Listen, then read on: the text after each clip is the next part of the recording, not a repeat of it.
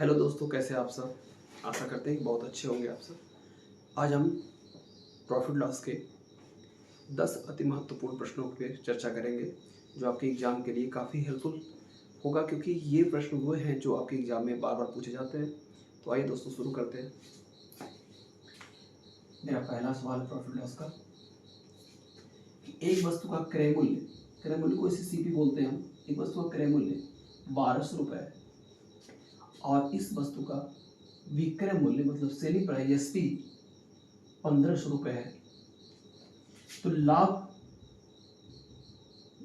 Percent दो चीज पूछ रहा है, दोनों बता दीजिए। तो 1200 आपकी खरीदारी है, बिक्री आपकी 1500 रुपये है, तो लाभ के नाम पे आपको कितना मिल जाएगा? 300 रुपये। अगर परसेंट लाभ की बात करेंगे तो इसका फार्मूला होता है जितना आपको लाभ मिलेगा लाभ हानि क्रय मूल्य पर मिलता है गुणे में 100%। कितना लाभ मिल रहा है? 300 का। क्रय मूल्य कितना है? 1200 रुपये है, गुणे में 100%। सवाल हम सब बड़े ही नहीं, स्टार्टिंग में एक दो सवाल आपके छोटे लेवल पे होंगे, जो बच्चे मान लिया कुछ भी नहीं जानते तो उनको भी थोड़ा आसानी से आ जाए समझ। 12 का 2 गुना 24, 12 25 60। कितना प्रॉफिट हो गया? 25% का। फिर से बता देता हूँ, 1200 रुपये हमारी खरीद मूल्य है, 1500 रुपये हमारी बिक्री मूल्य है। लाभ पूछेगा तो 300 का लाभ होगा, लेकिन अगर परसेंट लाभ की बात करेगा तो 300 का लाभ होगा हमारे खरीद मूल्य पर होगा, गुणे में 100%, 25% का लाभ होगा। इसको आप ऐसे भी लगा सकते हैं, 2 जीरो से 2 जीरो कट जाता, 3 चौके 12, 3 पचे 15, यानी 4 रुपये का सामान कितने में सेल हो रहा है? 5 रुपये में। तो प्रॉफिट कितने का हो रहा है? 1 का। कहाँ से हो रहा है? 4 से, गुणे में 100 बराबर कितना हो जाएगा? 25%। आप इसको बहुत आसान तरीके से कर सकते हैं। ऐसा नहीं है कि हाँ, अगर आपको लाभ पूछेगा, सिर्फ रुपए में लाभ पूछेगा तो आप एक नहीं बोल सकते हैं, रेशियो काट के आप नहीं बोल सकते हो, याद रखिएगा। तो आपको डायरेक्ट कंपेयर करना पड़ेगा। परसेंटेज आप रेशियो को कट करके भी कर सकते हो, वैल्यू को छोटा करके भी आप ज्ञात कर सकते हो। ठीक है, कर लीजिए इसे।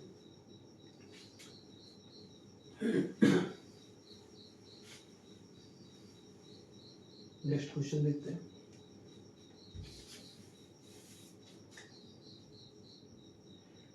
एक वस्तु का क्रय मूल्य 1800 रुपये है, 30% प्रॉफिट लेकर अगर इसे बेचना हो तो विक्रय मूल्य क्या होगा? मुझे प्रॉफिट कितना लेना है? 30% का। मुझे विक्रय मूल्य जानना है, तो मेरी खरीदारी कितनी है? 1800 रुपये। मुझे लाभ कितना चाहिए? 30% का। 130/100 कर देंगे।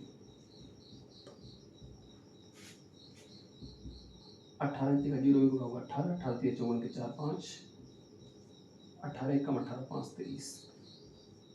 इस वस्तु को बेचना होगा 2340 रुपये में। सवाल फिर से स्पष्ट कर दे रहे। एक वस्तु की खरीद मूल्य 1800 रुपये है। एक दुकानदार इस वस्तु को बेचने पर 30% का लाभ कमाता है। इस वस्तु का विक्रय मूल्य क्या होगा? खरीद मूल्य कितना है? 1800 रुपये। कितना लाभ लेना चाहता है? 30% का। 130/100 कर देंगे, 2340 रुपये उसका विक्रय मूल्य जाएगा। अगर पूछेगा उसे कितने रुपए का लाभ होता है, तो अगर लाभ की बात करेगा तो दुकानदार की खरीदारी कितनी थी? 1800। दुकानदार की बिक्री कितनी हो गई? 2340। 1800 500 2300 होता है, यानी उसको लाभ कितना हो गया? 540 रुपये का। ठीक है, क्लियर हो गया। तो इस टाइप के भी सवाल आपके एग्जाम में देखने को मिल सकते हैं।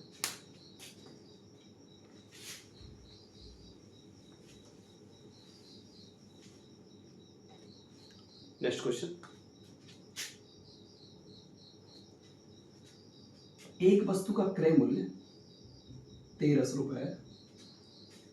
इस वस्तु को 10% हानि पर बेचा जाता है, तो वस्तु का विक्रय मूल्य इस बार बेचा जा रहा 10% लॉस पर।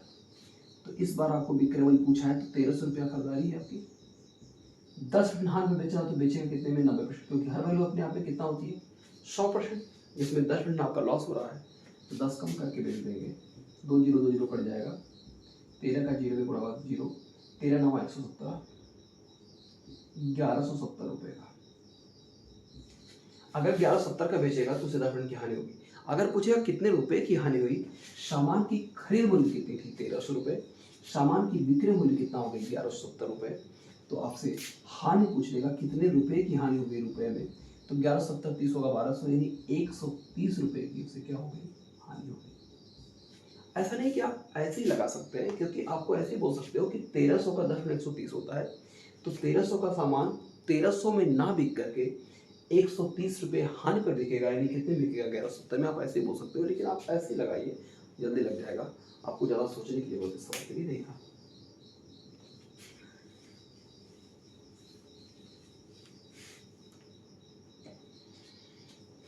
ये वीडियो हम अपने घर से शूट कर रहे हैं, रात में शूट कर रहे हैं।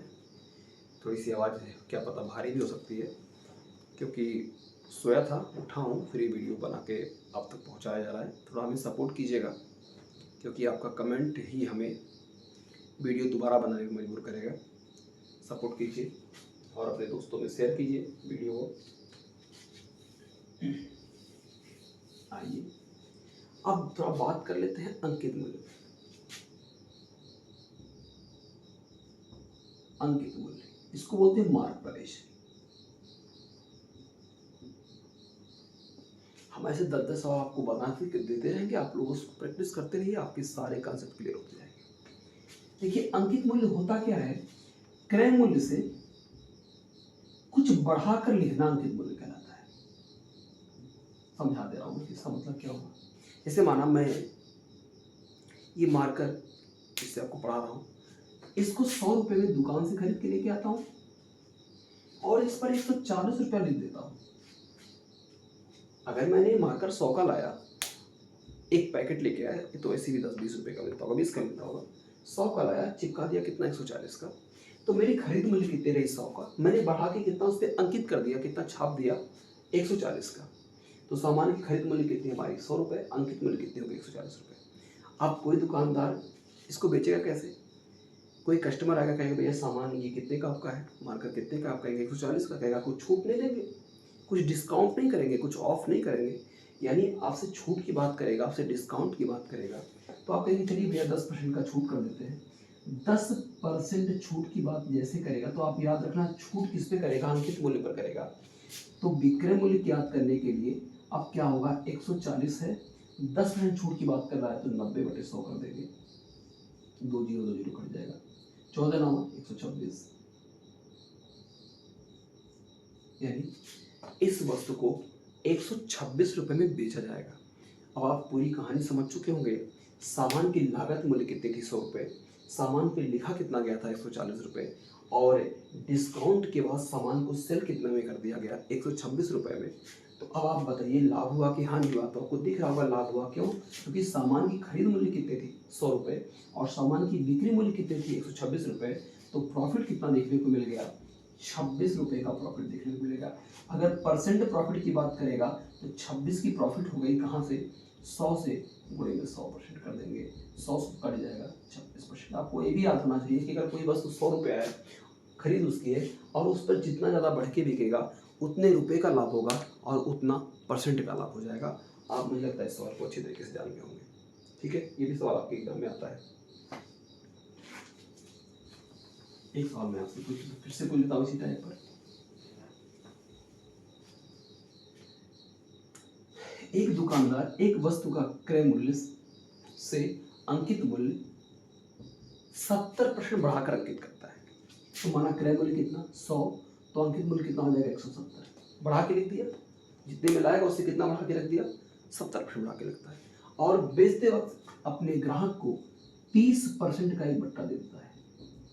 30% क्या दे रहा है, छूट दे रहा है। मतलब सामान लाया कितने का 100 का, लिखा कितने में 170 का, कस्टमर आ रहे पूछे भैया सामान कितने का है, कहेंगे 170 का है, लेकिन हम इस समय इस सामान को डिस्काउंट पर बेच रहे हैं। ग्राहक बोलेगा कितना डिस्काउंट करके बेच रहे हैं, तो ग्राहक 30% डिस्काउंट करके बोल रहे हैं, बेच रहे हैं। इसका मतलब क्या हुआ कि अपने आप में कितना परसेंट है 100, और हमने आपको छूट कितना दे दिया है 30% का, यानी इस वाले वैल्यू पर हम आपसे 30% नहीं लेंगे तो लेंगे कितना 70%। तो 170 का कितना लेगा 70%, 70 साथी कितना होता है 119, यानी वस्तु को कितने में बेच दिया, वस्तु को 119 रुपये में बेच दिया। और वस्तु की लागत मूल्य कितनी थी 100 रुपये, बिक कितने में गया 119 रुपये में।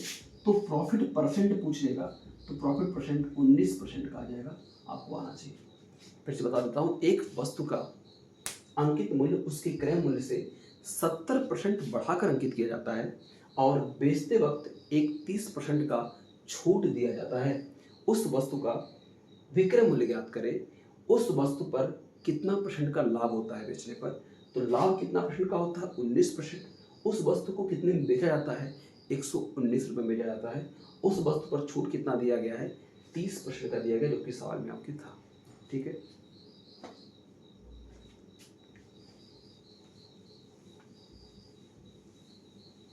इस टाइप के कितने पर सवाल आते हैं, एक सवाल और दे देते हैं। एक दुकानदार किसी वस्तु को उसके क्रय मूल्य से 60% बढ़ाकर अंकित करता है। तो अगर सीपी 100 रुपये होगा तो उसका मार्क प्राइस 160 रुपये हो जाएगा। अगर सीपी 100 होगा तो उसका मार्क प्राइस कितना हो जाएगा? 160 रुपये बढ़ाकर अंकित करता है, और बेचते समय इस पर एक छूट दे देता है। ठीक है, कितने की छूट देता है? मैंने माना 40% का छूट दे रहा है। दो सवाल पूछ लेंगे। पहला पूछेंगे वस्तु का विक्रय मूल्य क्या होगा। दूसरा सवाल वस्तु को कितना परसेंट प्रॉफिट पे या लॉस पे बेचा गया है। पता नहीं प्रॉफिट होगा कि लॉस होगा, मैंने दो पूछ लिया आपसे। समझते हैं।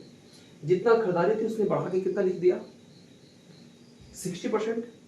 और कोई कस्टमर को कितना छूट दे रहा है? 40% का। तो 160 रुपए की वस्तु पर छूट कितना दे देगा? 40% का छूट देगा।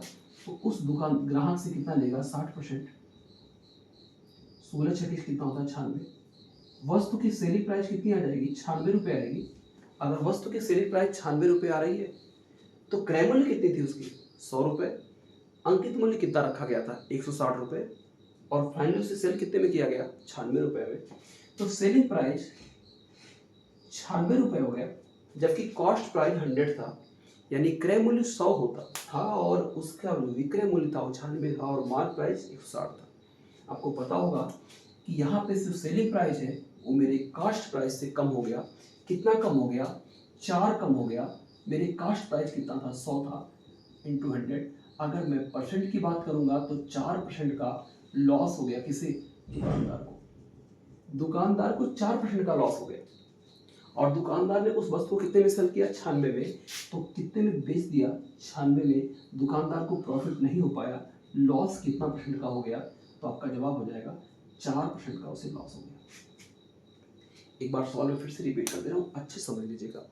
अगर इस तरह से आप समझ रहे हैं तो कोई भी सवाल आप बड़े से बड़े सवाल लगा लेंगे, पहले आपकी कॉन्सेप्ट क्लियर हो जाए। फिर से बोल देता हूँ।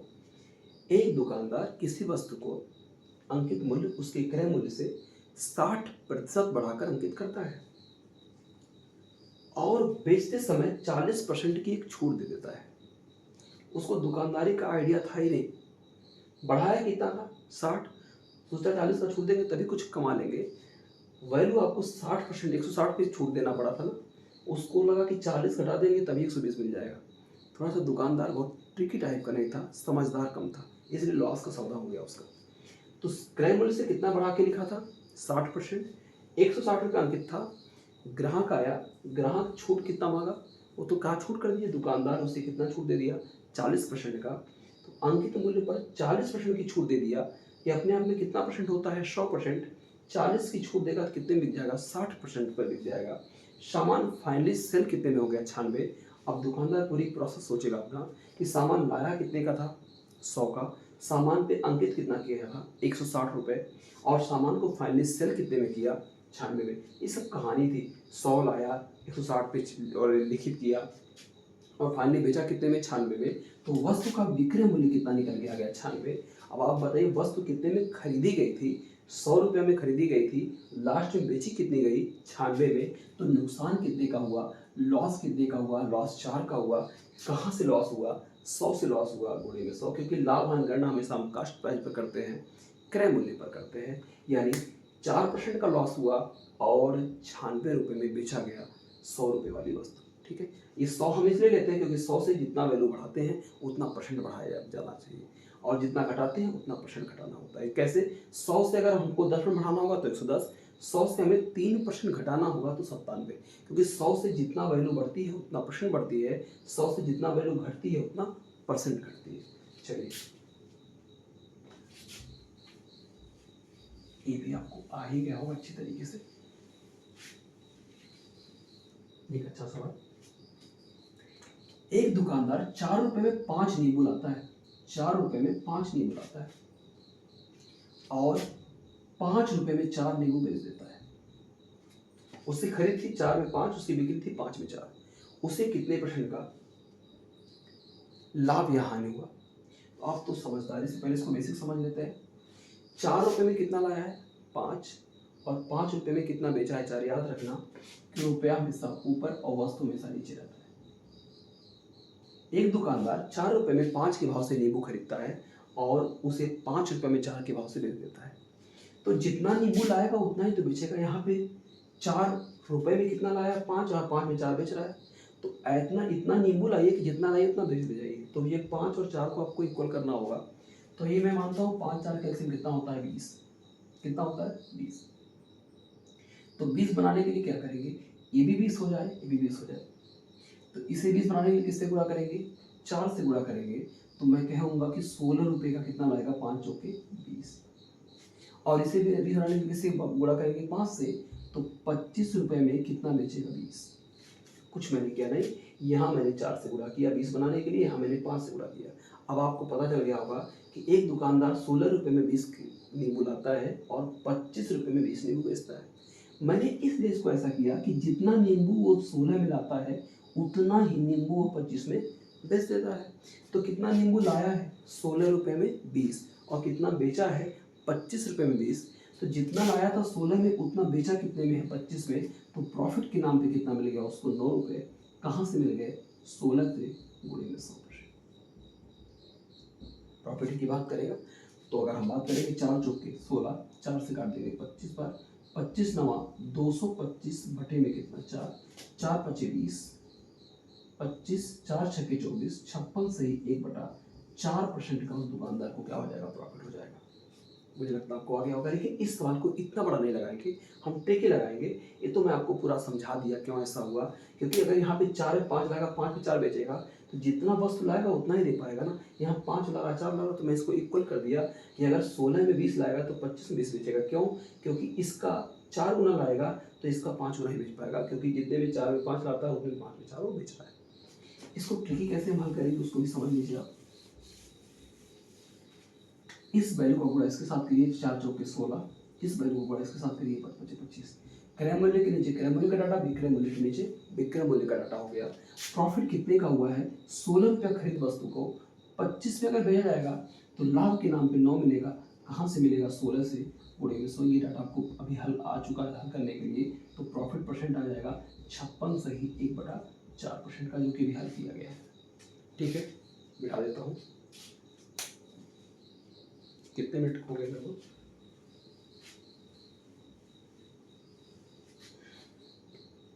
20 मिनट हो गया। ठीक है, चलिए और देखते हैं। एक दुकानदार 5 रुपये में 7 के भाव से कोई वस्तु खरीदता है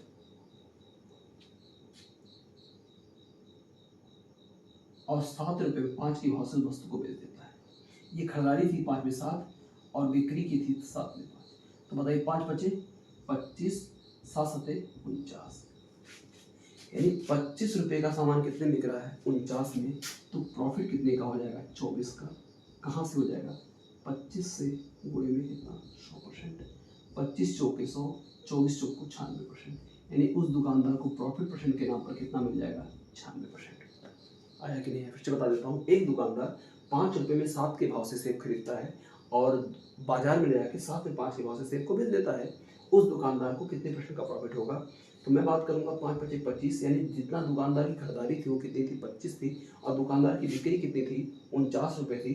25 रुपये की वस्तु को 49 रुपये में बेचा जा रहा है, यानी 25 रुपये उसकी लागत थी और उसको दुकान पे ले जाकर कितने में बेच रहा है? 49 में। तो प्रॉफिट के नाम पर कितना मिल जाएगा? 24 रुपये का। कहाँ से? उसकी खरीद मूल्य 25 से गुणे में 100, 25 चौके 100, 24 चौको 96% का उसको क्या हो जाएगा? लाभ हो जाएगा।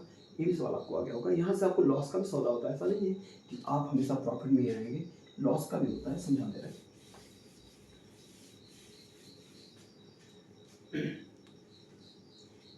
एक दुकानदार 1 रुपये में 3 के भाव से नींबू खरीदता है और 1 रुपये में 2 के भाव से बेच देता है। एक दुकानदार 1 रुपये में 3 के भाव से नींबू खरीदता है और 1 में 2 के भाव से बेच देता है। तो आप बताइए, 2 1 कम 2, 3 1 कम 3, तो 2 का सामान कितने बेचेगा 3 में, 1 का प्रॉफिट होगा कहाँ से 2 से, गुणे में 100% कर देंगे, 2 से कितनी बार कट जाएगा 50%। क्योंकि याद रखना, क्रय मूल्य से अगर बढ़ के बिकेगा तो प्रॉफिट होगा, घट के मिलेगा तो लॉस होगा। अगर मैं इस सवाल को ऐसे बोल देता,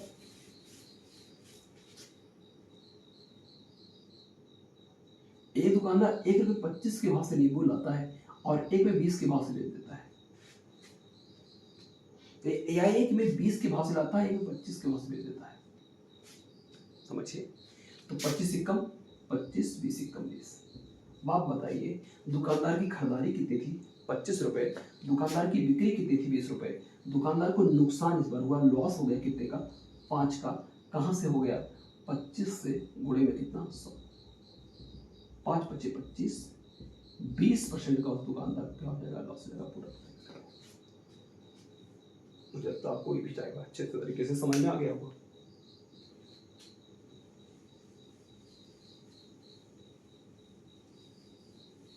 एक लास्ट सवाल आज का, उसके बाद से इस चैप्टर को रोक देंगे।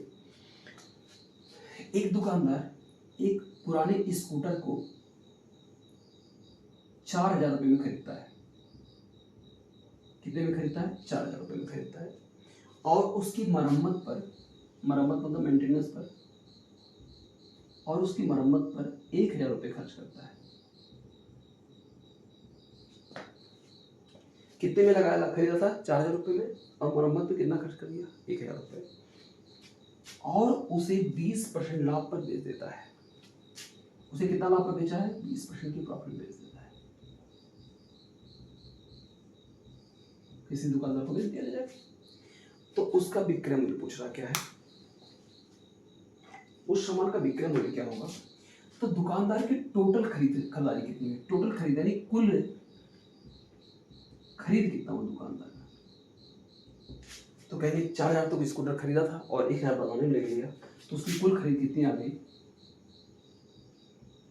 5000 रुपये टोटल खरीद आ गया। और इस 5000 टोटल खरीद में अब इसको सेल करने चल रहा है, लेकिन शर्त क्या है बेचने का, 20% लाभ लेके बेचेगा। तो वस्तु का विक्रय मूल्य ज्ञात करने के लिए क्या करेंगे, विक्रय मूल्य बराबर खरीदारी कितनी थी 5000 रुपये, लाभ कितना लेगा 20% का, गुणे 120/100, 2 0 0 कर गया, 12 25 60, 6000 रुपये, यानी उस वस्तु को कितने रुपये में दिया, 6000 रुपये में। अगर आपसे पूछेगा उस दुकानदार को कितने रुपए का लाभ हुआ, तो उसकी टोटल खरीदारी कितनी थी 5000 रुपये, टोटल बिक्री कितनी थी 6000 रुपये। अगर उसे लाभ की बात करेगा कितने रुपए का लाभ हुआ, तो लाभ उसे कितना रुपए का हो जाएगा, 1000 रुपये का उसे लाभ हो जाएगा। ठीक है, अगर उसकी बिक्री की बात करेगा, सेलिंग प्राइस की बात करेगा, तो 6000 रुपये हो जाएगा। सब समझते रहिए। उसकी कुल लागत की बात करेगा, कुल कास्ट प्राइस की बात करेगा, तो 4000 और 1000 कितना हो जाएगा, 5000 रुपये हो जाएगा। ठीक है, आपको सब कुछ मुझे लगता है आपको आ गया होगा। तो ठीक है दोस्तों, ये हमारे 10 क्वेश्चन की वीडियो, 10 हो ही गया होगा, मुझे इतना याद नहीं क्योंकि लिख नहीं रहा था नंबर ही, लेकिन 10 नहीं हुआ होगा तो 8-9 क्वेश्चन तो हो ही गए होंगे। वीडियो बहुत बड़ी नहीं ले जाएंगे, वीडियो को अपने ही रोक देते हैं। और प्रॉफिट लॉस के ये क्वेश्चन आप लगाते रहिए। नेक्स्ट वीडियो में फिर से हम आएंगे, आपको प्रॉफिट लॉस के और अति महत्वपूर्ण सवाल जो आपके एग्जाम में बार बार आ रहे हैं उस पर भी चर्चा करेंगे। तब तक आप इस वीडियो पे अपनी प्रैक्टिस बनाए रखिए। जो भी आपके कॉन्सेप्ट नहीं क्लियर हो पा रहे हैं कमेंट से हमें बताइए, आपके कॉन्सेप्ट को हम फिर से आके क्लियर करेंगे। तब तक के लिए दोस्तों अपना ख्याल रखिए, मस्त रहिए, खुश रहिए। जय हिंद।